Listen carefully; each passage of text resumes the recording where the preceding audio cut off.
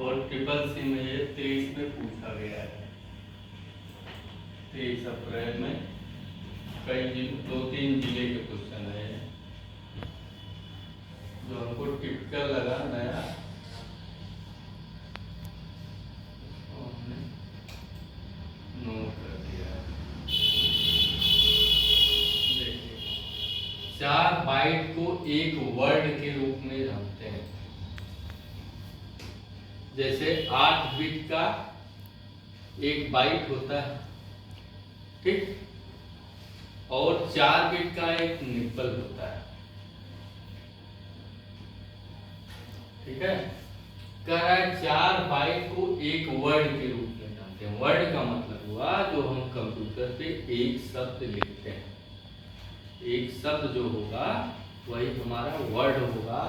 Question कह रहा है कि क्या एक वर्ड को 4 बाइट के रूप में जाना जाता है? ट्रू फॉल्स में आपको देना है। तो पहले ये समझ लीजिए कि 16 बिट्स को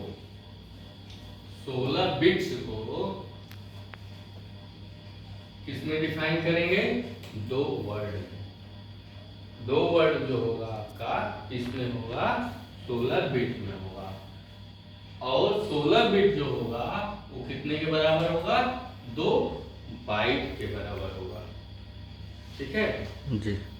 8 बिट का 1 बाइट होता है और 16 बिट का 2 बाइट होता है। कह रहा है कि 4 बाइट को एक वर्ड के रूप में जानते हैं। ये ट्रू है, फॉल्स है, तो आपका ये ट्रू है, ठीक। जो आप एक शब्द लिखते हो किसी भी प्रोग्राम पे, वो कितने बिट के रूप में स्टोर होता है? जाके 16 बिट के रूप में। यदि बाइट पूछा जा रहा है तो 4 बाइट के रूप में। दूसरा क्वेश्चन है आपका इक्वल सम इफ। एक्सेल में आपने सम भी पढ़ा है और सम इफ भी पढ़ा है। सम का मतलब हुआ जोड़ना। फार्मूले में जो इंडिकेट दिया गया सेल का एड्रेस वो दिया गया है ब्रैकेट में A1 अनुपात A3 कामा 3 ब्रैकेट क्लोज का मान।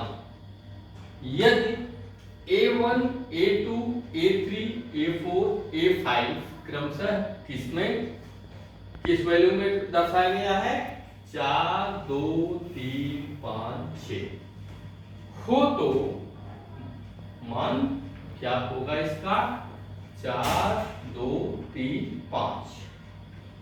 अगर अकेले सम होता, इफ न लगा होता, तो क्या होता?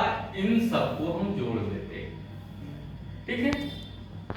6, 5, 11, 3, 14, 2, 16, 4, 20।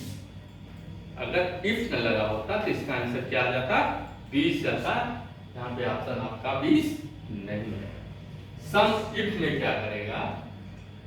A1 से लेके A3 तक, यदि मान लीजिए यहाँ पे A1 और कामा लगा के A3 दिया गया है, तो सिर्फ A1 और A3 को जोड़ता है। लेकिन जब अनुपात दिया गया है तो इसका मतलब A1 से लेके आपका कहां तक जाएगा? A3 तक जाएगा, ठीक है। इसका जो वैल्यू दिया गया है, कंडीशन क्या कह रहा है कि A1 से लेके A3 तक सिर्फ 3 का मान उसको दिखाना है। 3 कहां पे? ठीक, तो A1, A2, A3, 3 का मान कहां पे है? 3 है। तीसरा, तो आंसर क्या हो जाएगा? 3 हो जाएगा। यदि मान लीजिए कि यहां पे हम 5 की जगह पे 3 और 6 की जगह पे भी 3 हम कर देते हैं, माने A1 से लेके A3 तक जो वैल्यू दिया गया है और इसको जो A3 दिया गया है, इसको हम क्या कर देंगे? A5 कर देंगे। 6 नहीं 5, ठीक है। अब क्या होगा कि A1 से लेके A5 तक जितना 3 का वैल्यू है, कंडीशन दे दिया है, A1 से लेके A5 तक जितना 3 का वैल्यू है उसको क्या करेगा, वो सम कर देगा। ठीक है, तब क्या हो जाएगा, 3 3 6 3 9, तब इसका आंसर आपका 9 आ जाएगा। ठीक है, लेकिन यहाँ पे कंडीशन क्या दिया हुआ है, A3, सिर्फ A3 तक दिया हुआ है और यहाँ पे 5 6 दिया हुआ है। ठीक, अब इस कंडीशन पे इसका आंसर क्या हो जाएगा, 3 हो जाएगा। सिर्फ वो 3 को गिनेगा, दूसरे को काउंट नहीं करेगा। 3 कितनी बार आया हुआ है इसके बीच में A1 से लेके A3 को। क्लियर, क्लियर हुआ? नेक्स्ट, विंडो 10 एक प्रोप्राइटरी सॉफ्टवेयर है, ट्रू फॉल्स। ये भी थोड़ा अलग हट के क्वेश्चन पूछा गया है। तो विंडो 10 क्या है, प्रोप्राइटरी सॉफ्टवेयर का मतलब हुआ कि जो हमारे सिस्टम को सहयोग करता है चलाने में, ओपन होने में, रन कराने में। ठीक है, तो यहाँ पे हो जाएगा आपका ट्रू। नेक्स्ट है, पहला ग्राफिकल वेब ब्राउज़र है एल्विस, मोजाइक, नेटस्केप, आल। नेटस्केप जो अब तक क्वेश्चन, ये एक क्वेश्चन हमेशा आता है ट्रिपल सी में। ग्राफिकल वेब ब्राउज़र का मतलब हुआ कि इंटरनेट चलाने के लिए वो सॉफ्टवेयर जो हमको एक इमेज के रूप में, एक फोटो के रूप में दर्शाता है। ठीक है, तो क्वेश्चन जो है आपका पहला ग्राफिकल वेब ब्राउज़र पूछ रहा है और अब तक जो क्वेश्चन आए हुए हैं उसमें ये दोनों ऑप्शन बहुत कम मिलते हैं। ये मिल भी जाते हैं, मोजाइक मिल जाता है, नेटस्केप नहीं मिलता है, नेटस्केप मिलता है तो मोजाइक नहीं मिलता है। ठीक है, लेकिन इसकी कंडीशन देख लीजिए कि अगर वन वर्ड में आपको देना होगा आंसर, तो सबसे पहला ग्राफिकल वेब ब्राउज़र एडवाइस है, नंबर 2 पे उसके बाद मोजाइक आया है, नंबर 3 पे आपका नेटस्केप आया है। यदि मान लीजिए इन तीनों में से कोई एक ऑप्शन आपको मिलता है तो आपको उसी पे टिक लगाना है। ठीक, वन वर्ड में अगर पूछा जाएगा आपका एडवाइस हो जाएगा, अगर ऑप्शनल में पूछा जाता है तीनों में से कोई भी एक अगर है तो आपका करेक्ट होगा, उसी का आपको टिक लगाना है। चलिए यहाँ पे एडवाइस लगा देते हैं, सबसे पुराना जो है, क्योंकि तीनों ऑप्शन दिए गए हैं, सबसे पुराना आपका एडवाइस। नेक्स्ट है, बिग डाटा मूल रूप से जुड़ा होता है volume, velocity, variety, veracity. Big data, जो भी हम बड़ा जो है डॉक्यूमेंट या डाटा तैयार करते हैं वो इससे जुड़ा होता है, वॉल्यूम से, वेलोसिटी से, वैरायटी से, वेरासिटी से। इसको 4V के नाम से भी जाना जाता है, 4V।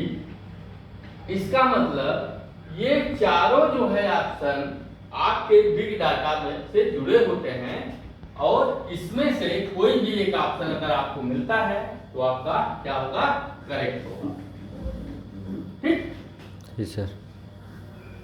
नेक्स्ट है, कॉमर्शियल बैंक खोलने की अनुमति कौन देता है? मान लीजिए जैसे आपके पास या आप कोई बैंक खोलना चाहते हैं, जैसे पहले बहुत सी बैंकिंग खुलती थी, चिट फंड, किसी नाम से बैंक खोल दीजिए, डेली बेसिस पे आप वसूलने लगिए कि हाँ भाई आपको जो है महीने में पर डे इतना जमा करना है, महीने में हम आपको इतना रिटर्न करेंगे, इतने ब्याज के साथ करेंगे, होता है ना।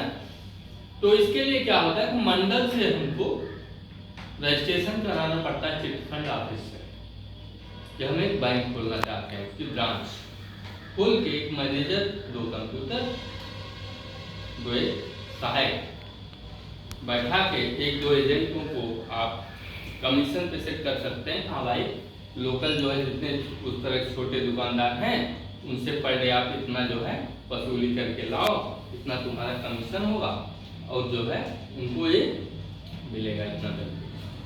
ठीक, उसकी जो में अनुमति देगा, जो परमिशन देगा, वो कौन देगा?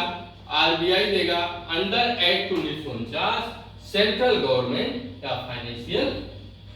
फाइनेंस मिनिस्ट्री, वित्त मंत्रालय देगा या केंद्रीय गवर्नमेंट देगी, जो केंद्र में जिसकी सरकार होगी, या 1949 का जो कानून बना है उसके अंतर्गत होगा, या आरबीआई देगा। कौन देगा इसको? डिजिटल का क्वेश्चन है इसको। देखिए, चाहे आपका जितना भी बड़ा बैंक हो, सबसे बड़ा बैंक कौन सा है आपका? एसबीआई नंबर 1 पे आपके देश में। दूसरे नंबर पे आपका बीओबी बैंक ऑफ बड़ौदा, जिसकी सबसे ज्यादा शाखाएं हैं। तो इनको बैंक खोलने की इजाजत कौन देता है? सब बैंकों का बाप कौन है? RBI, reserve bank of India.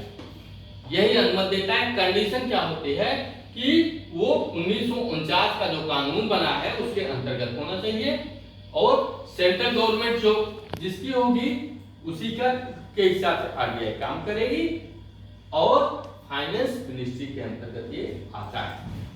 ठीक है, इससे रिलेटेड सारे ऑप्शन हैं, लेकिन अनुमति कौन देगा? आरबीआई देगा। नेक्स्ट है सॉफ्टवेयर दो प्रकार का होता है। एक ट्रू फॉल्स में आपको बताता है, सही है गलत। ये थोड़ा फंसा क्वेश्चन दिया होगा, बताइए। सॉफ्टवेयर पर हम सभी लोग ट्रू है फॉल्स दो प्रकार का होता है या नहीं होता है? देखिए, सॉफ्टवेयर आपका होता है 3 प्रकार का, लेकिन मुख्यतः 2 ही प्रकार माने जाते हैं। एक सिस्टम सॉफ्टवेयर, दूसरा एप्लीकेशन सॉफ्टवेयर। जो आपका यूटिलिटी सॉफ्टवेयर है, तीसरा प्रकार, वो आपका एप्लीकेशन और सिस्टम सॉफ्टवेयर की मदद करने के लिए ही वो बनाया गया है, और उन दोनों से ही बनाया गया है। इसलिए मुख्य रूप से ये 2 ही प्रकार का होता है। क्या हो जाएगा? ट्रू। नेक्स्ट है CUI का पूर्ण रूप कमांड यूजर इंटरनेट है। CUI ट्रू है फॉल्स? ये फॉल्स है, क्योंकि इसका पूर्ण रूप होगा कमांड यूजर इंटरफेस। ठीक है, इंटरनेट की जगह पे इंटरफेस यदि हो जाएगा तब ये क्या हो जाएगा? ट्रू हो जाएगा। नेक्स्ट है विंडोज किस आधार पर कार्य करता है? GUI graphical user interface, CUI command user interface, NOI network operating interface या इंटरनेट है ना? Network operating. बताइए किस पे काम करेगा? Network operating system. सी वाला option. GUI graphical user interface, वो आपको एक इमेज के रूप में इंटरफेस होता है। ठीक है, कोई भी ऑपरेटिंग सिस्टम होगा, विंडोज का बेस क्या है? वो आपको एक फिगर के रूप में दर्शाता है। ठीक है, नेक्स्ट है विंडोज 10 में गेम बार। मान लीजिए विंडोज 10 है, हमको गेम खेलना है, उसको ओपन करने के लिए, गेम बार ओपन करने की शॉर्टकट क्या है? Ctrl+G, window G, shift G, window plus F2। क्या होगा?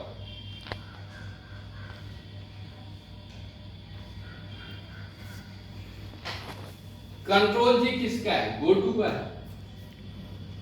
ठीक है, शिफ्ट G किसका शॉर्टकट है? किसी का है? नहीं है, ये कोई शॉर्टकट नहीं। विंडो प्लस F2 ये किसका? कंट्रोल प्लस F2 रीनेम का। एल्यूमिनियम का। विंडो प्लस F2 जो है इसकी सेटिंग का, ठीक है, इमेज सेटिंग का है। तो क्या बच रहा है, विंडो प्लस G, इससे आप विंडोज 10 में गेम बार ओपन कर सकते हो। नेक्स्ट है WCL, इसमें दो क्वेश्चन आया हुआ था, एक पढ़ा चुका था, एक इसमें थोड़ा एक करेक्टर बढ़ा दिया है, WCL पढ़ा दिया इसमें, यल हमने WC आपको पढ़ाया हुआ है। कमांड का क्या उपयोग है, WC का मतलब होता है लाइनों की संख्या को गिनना, शब्दों की संख्या को गिनना, या वर्णों की संख्या को गिनना, या बाइट की संख्या को गिनना। किसको गिनेगा है?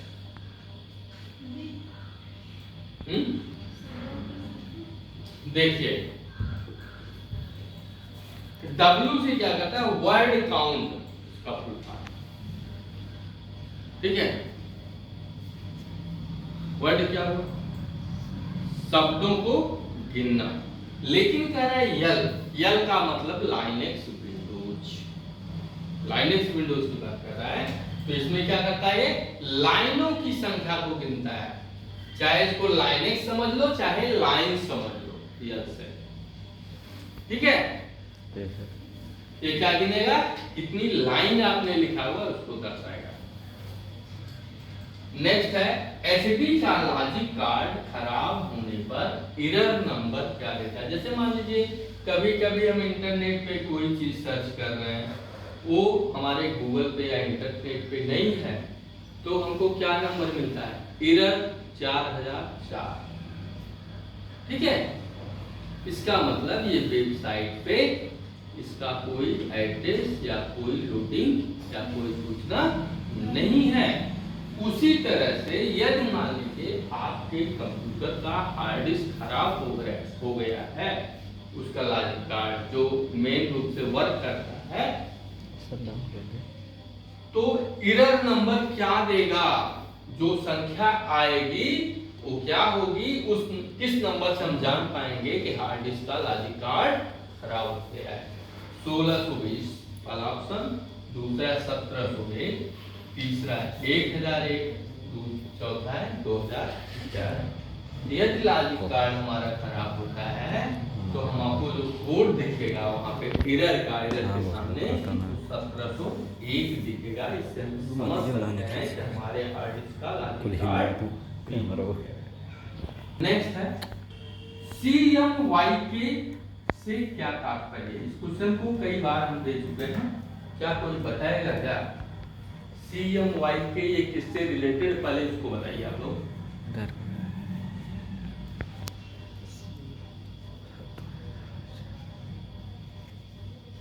CMYK कहाँ मिलता है आपको देखने के लिए,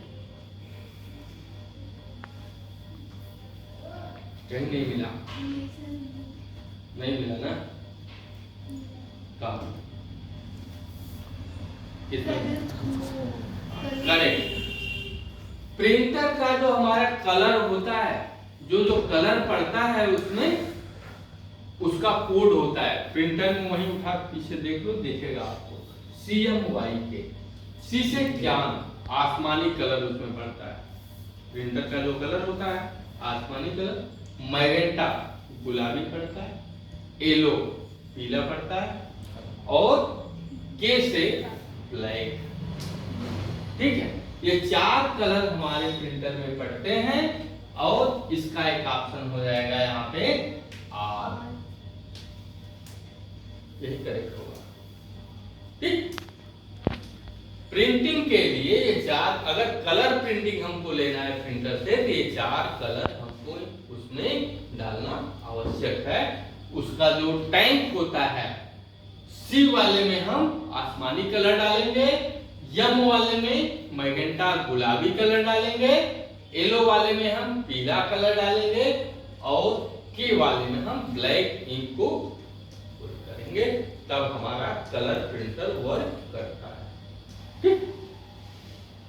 नेक्स्ट है URL का पूरा नाम यूनिवर्सल रिसोर्स लोकेटर नहीं है तो वह बात जो हम इंटरनेट चलाते हैं, जितनी भी वेबसाइटें बनाते हैं, जितने यूट्यूब के चैनल बनाते हैं, अगर हम कोई वेबसाइट बना रहे हैं तो हमारी वेबसाइट में कितनी इमेज लगेगी, कितनी प्रॉपर्टी लगेगी, कितना स्टोरेज लेगा, इसका परमिशन हमको URL से लेना पड़ता है। इसके लिए हमको चार्ज देना पड़ता है। जैसे हम इंटरनेट के लिए रिचार्ज कराते हैं, जो हमारा चार्ज होता है वो सिर्फ चलाने के लिए नहीं होता है, कितने GB हम जो है यूज कर रहे हैं, ये कर रहे हैं, उसमें लोडिंग का भी होता है। जो हम लोड करते हैं अपने ड्राइव में या गूगल ड्राइव में या इंटरनेट पे, उसकी जो स्पेसिंग खर्च होती है, जगह खर्च होती है, उसका भी उसमें चार्ज ऐड होता है। और इसका परमिशन देता है आपका URL। नहीं शब्द लगा हुआ है इसलिए फॉल्स है, अन्यथा ये ट्रू है। नेक्स्ट है www का आविष्कार किसने किया। एक क्वेश्चन में 4 क्वेश्चन है आपका। इस क्वेश्चन 15 में टिम बर्नर्स-ली इन्होंने किसकी खोज की पता है? नहीं। नहीं। विंडसर्फ किसकी थी? नहीं पता। शिवा अय्यादुरई ने किसकी थी?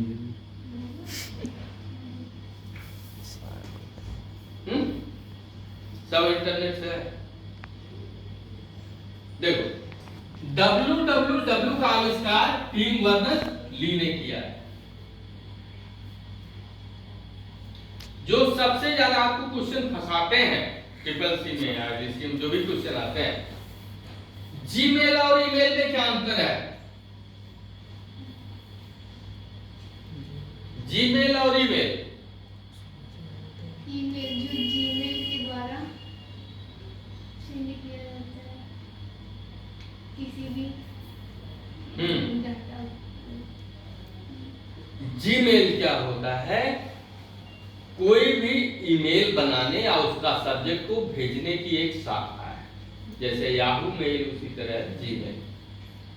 ठीक, जीमेल किसका है? गूगल का है, लेकिन उसको बनाया हुआ है विंडसर्फ ने। ईमेल की खोज किसने की? जो हम लिख के भेजते हैं वो क्या ईमेल है। जो हम मैसेज भेजेंगे वो ईमेल है, लेकिन जिस माध्यम से भेजेंगे वो जीमेल या याहू होगा। यही अंतर है। तो जीमेल को विंडसर्फ ने बनाया है, www को टिम बर्नर्स-ली ने बनाया है, और ईमेल को शिवा अय्यादुरई ने बनाया है। ठीक, ईमेल के फाउंडर पूछा जाएगा शिवा अय्यादुरई, जीमेल के पूछा जाएगा तो विंडसर्फ, और www के पूछा जाएगा तो टिम बर्नर्स-ली। लास्ट क्वेश्चन है आपका, सूचना राजपथ किसे कहते हैं? इंटरनेट को, कंप्यूटर को, सर्किट को, नन को। सूचना राजपथ, सर्किट। सूचना का मतलब हुआ कम्युनिकेशन, इंफॉर्मेशन। ठीक, इंफॉर्मेशन हम जैसे मान लीजिए कोई भी चीज हम आपको बता रहे हैं तो वो भी क्या हुआ? एक इंफॉर्मेशन ही हुआ ना। उसको आप सुनोगे, समझोगे, सही है गलत है, सर जी सही बता रहे हैं गलत बता रहे हैं। ठीक है, अगर आपको लगेगा हाँ ये सही है तो सही है। मान लीजिए इसी से रिलेटेड कोई एक शब्द या कामा लगा के इसका आंसर कहीं गलत मिल गया आपको या दूसरा मिल गया, तो आप यही कहेंगे सर जी ने हमको गलत कहा। लेकिन क्वेश्चन को पहले आप समझिए। क्वेश्चन के 2 पार्ट होते हैं। एक आपका मेन क्वेश्चन होता है, ठीक है, दूसरा होता है आपका ऑप्शन। ऑप्शन आपका 1 वर्ड में क्लियर आंसर नहीं होगा। जैसे ऑप्शनल यहाँ पे दिया गया है, मान लीजिए हम इंटरनेट यहाँ से मिटा देते हैं तो यहाँ क्या हो जाएगा? नन हो जाएगा, चेंज हो जाएगा आंसर। लेकिन अगर हम वन वर्ड पे अगर हमको लिखना होगा तो हमको क्या हमेशा इंटरनेट ही लिखना होगा। अगर ऑप्शनल क्वेश्चन है, करेक्ट आंसर नहीं दिया गया है या उससे रिलेटेड कोई और वर्ड दिया गया है तो हम उस पर करेक्ट टिक लगा सकते हैं। लेकिन वन वर्ड पे जब भी आएगा तो वन वर्ड का कभी भी आंसर चेंज नहीं होगा। ऑप्शनल दो पार्ट में होगा। अगर क्वेश्चन आपका हार्ड है तो ऑप्शन इजी होगा। मान लीजिए क्वेश्चन हमको समझ नहीं आ रहा है तो हम ऑप्शन में चले जाएंगे, कौन कौन सा ऑप्शन किससे रिलेटेड है उससे तुक्का मार लेंगे, है ना। अगर क्वेश्चन इजी है तो हो सकता है ऑप्शन आपका हार्ड हो। क्वेश्चन इजी है तो क्वेश्चन से ही समझ लेते हैं किसका आंसर क्या होगा। समझ में आई बात? इस तरह कभी कभी बातें आती हैं। इसमें हो जाएगा आपका इंटरनेट।